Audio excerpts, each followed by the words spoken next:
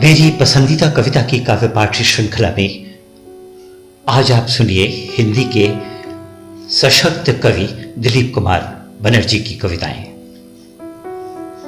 उनकी पहली कविता है, शीर्षक है और इस तरह।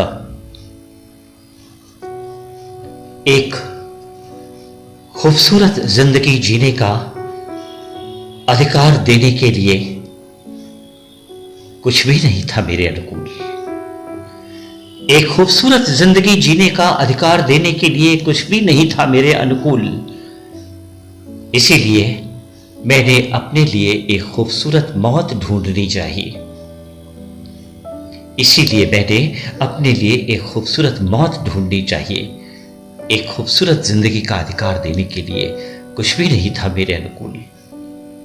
लेकिन एक द्रौपदी थी जो नंगी होती गई।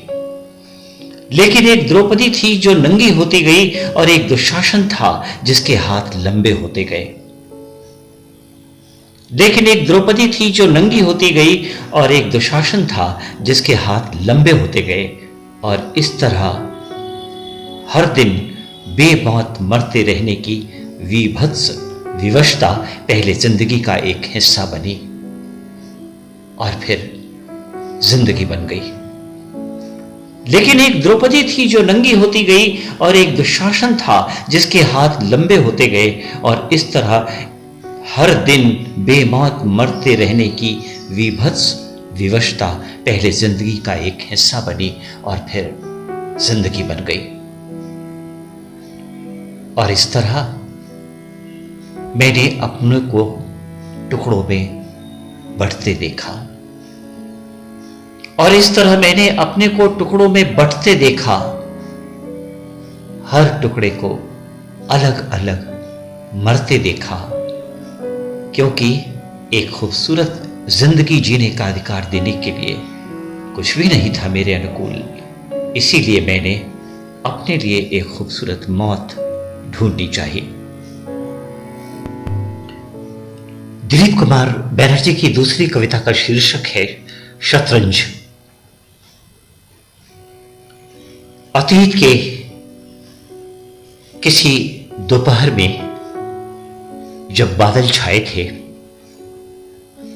अतीत की किसी दोपहर में जब बादल छाए थे, सिंहासन के इर्द गिर्द फैलता जा रहा था असह अंधेरा।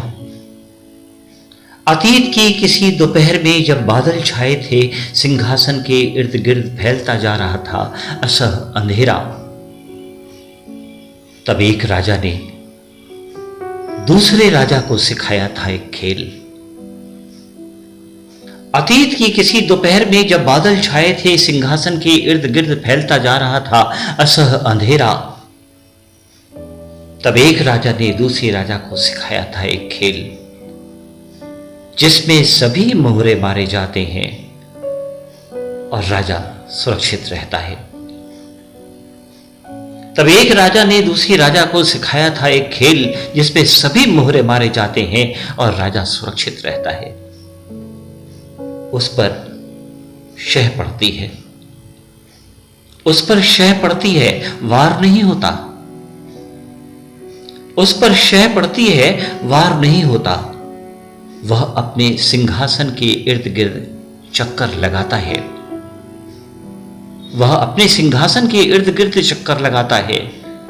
सफेद मोहरे काले मोहरे को मारते हैं। सफेद मोहरे काले मोहरे को मारते हैं, किंतु राजा किसी राजा को नहीं मारता। प्रजा भी किसी राजा को नहीं मारती। अतीत के किसी दोपहर जब बादल छाए हुए थे, सिंहासन के इर्द गिर्द फैलता जा रहा था असह अंधेरा। तब एक राजा ने दूसरे राजा को सिखाया था एक खेल, जिसमें सभी मोहरे मारे जाते हैं और राजा सुरक्षित रहता है। उस पर शह पड़ती है, वार नहीं होता। वो अपने सिंहासन के इर्द गिर्द चक्कर लगाता है। सफेद मोहरे काले मोहरे को मारते हैं, किंतु राजा किसी राजा को नहीं मारता। प्रजा भी किसी राजा को नहीं मारती। मैं तुम्हारे इस खेल में शरीक एक मोहरा, अनादिकाल से मरता आया हूं तुम्हारे लिए।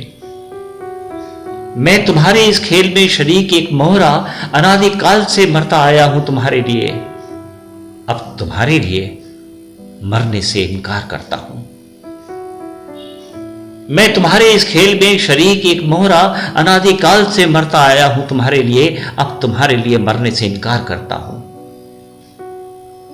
मैंने इस खेल के विधान को बदल दिया है। अब तुम शतरंज खेलोगे तो मेरा प्रथम वार तुम ही झेलोगे। अब तुम शतरंज खेलोगे तो मेरा प्रथम वार तुम ही झेलोगे। अतीत के किसी दोपहर जब बादल छाए हुए थे, सिंहासन के इर्द गिर्द फैलता जा रहा था असह अंधेरा, तब एक राजा ने दूसरे राजा को सिखाया था एक खेल जिसमें सभी मोहरे मारे जाते हैं और राजा सुरक्षित रहता है। मैं तुम्हारे इस खेल में शरीक एक मोहरा, अनादिकाल से मरता आया हूं तुम्हारे लिए। अब तुम्हारे लिए मरने से इनकार करता हूं। मैंने इस खेल के विधान को ही बदल दिया है। अब तुम शतरंज खेलोगे तो मेरा प्रथम वार तुम ही झेलोगे। मेरा प्रथम वार तुम ही झेलोगे। दिलीप कुमार बनर्जी की तीसरी कविता है, शीर्षक है जीर्ण दीवारें। परिवर्तनशील इस दुनिया में कुछ विचार रह गए हैं स्थिर, जिन पर नहीं चढ़ सकता कोई भी रंग। परिवर्तनशील इस दुनिया में कुछ विचार रह गए हैं स्थिर, जिन पर नहीं चढ़ सकता कोई भी रंग। इनके अस्तित्व से होने लगा है श्वास अवरोध नवनिर्माताओं को। इनके अस्तित्व से होने लगा है श्वास अवरोध नवनिर्माताओं को, जिनके झरोखे और रोशनदान में मुक्त हवा और रोशनी खेलना चाहती है स्वच्छंद।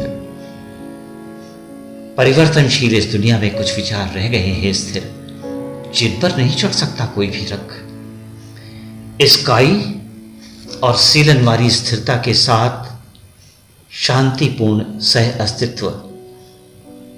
स्काई और सीलन वाली स्थिरता के साथ शांतिपूर्ण सह अस्तित्व क्या खुदकशी का ही एक और नाम नहीं?